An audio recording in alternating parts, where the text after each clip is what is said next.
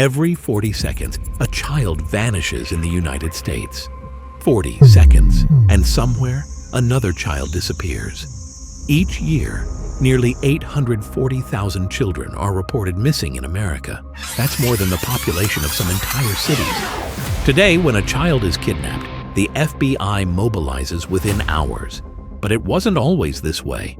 This is the story of how tragedy forced the FBI into the hunt.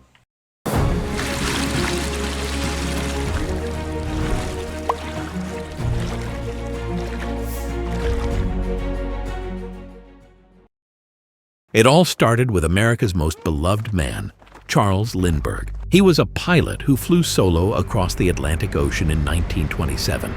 The whole country worshipped him. He was young, brave, brilliant, and a national treasure. When he and his wife, Anne Morrow Lindbergh, had a baby boy, the media called the child the world's most famous baby. Everyone adored the Lindbergh family. But then came the tragedy. On the night of March 1st, 1932, the Lindberghs were at home in Hopewell, New Jersey. Their baby, just 20 months old, was asleep in the nursery that was on the second floor of the house. Sometime between 8 and 10 at night, someone placed a homemade wooden ladder against the side of the house, climbed up to the nursery window, and took the baby. A ransom note was left behind, demanding $50,000. When the child's nurse walked in and saw the empty crib, the house erupted in panic. Charles rushed to the nursery, checked the window, and went outside the house with his butler, Ollie Whately. They found footprints in the mud outside. His butler quickly placed a call to the Hopewell Police Department, while Charles contacted his attorney and friend, Henry Breckinridge, and the New Jersey State Police. The story also spread fast. Within hours, reporters, police, and curious onlookers surrounded the property. The country was shocked. Everyone felt like it was their child who had been taken. For weeks, ransom letters and tips kept coming. The New Jersey police even offered a reward of $25,000, equivalent to $595,584 in 2025, for whoever had genuine information about the baby's whereabouts. Socialites like Evelyn Walsh McLean even got involved. Everyone wanted the baby to be found, but sadly, a man named Gaston B. Means also used that opportunity to fleece Evelyn of $100,000.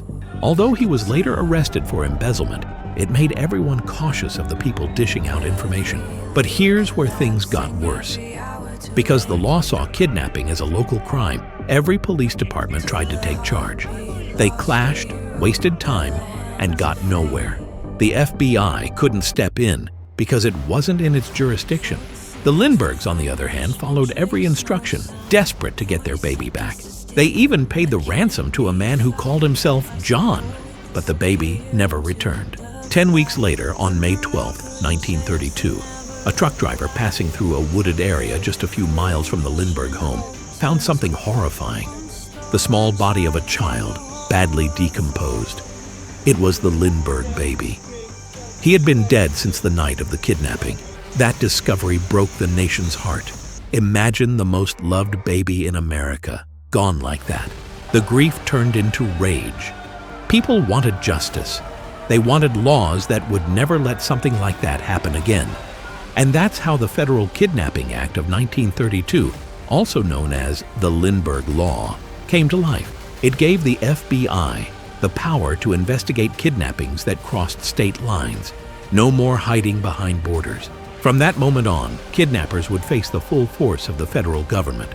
But justice for the Lindberghs wasn't over yet. 2 years later, police caught a break. Some of the ransom money was found in the possession of a German carpenter named Bruno Richard Hauptmann. When they searched his home, they found more money hidden in his garage and pieces of wood in his attic that matched the ladder used in the crime. The trial that followed was massive. Everyone watched it. Some said Hauptmann was innocent. Others said he was a cold-hearted kidnapper who had taken a baby for money. In 1936, he was found guilty and executed. But the story didn't really end there. Even today, people still argue about whether Hauptmann acted alone or if he was even the real kidnapper. What everyone agrees on, though, is that the Lindbergh baby's death changed America forever. Because of that one tragedy, the law learned a painful lesson. The system became stronger. the FBI became more powerful, and the government finally had the reach to pursue kidnappers across every state. It didn't end kidnapping in America, but it changed the way justice responded. The Lindbergh Law made sure no one could commit such a crime and simply disappear across a border again. Sadly, a terrible crime created a law that protects people to this day.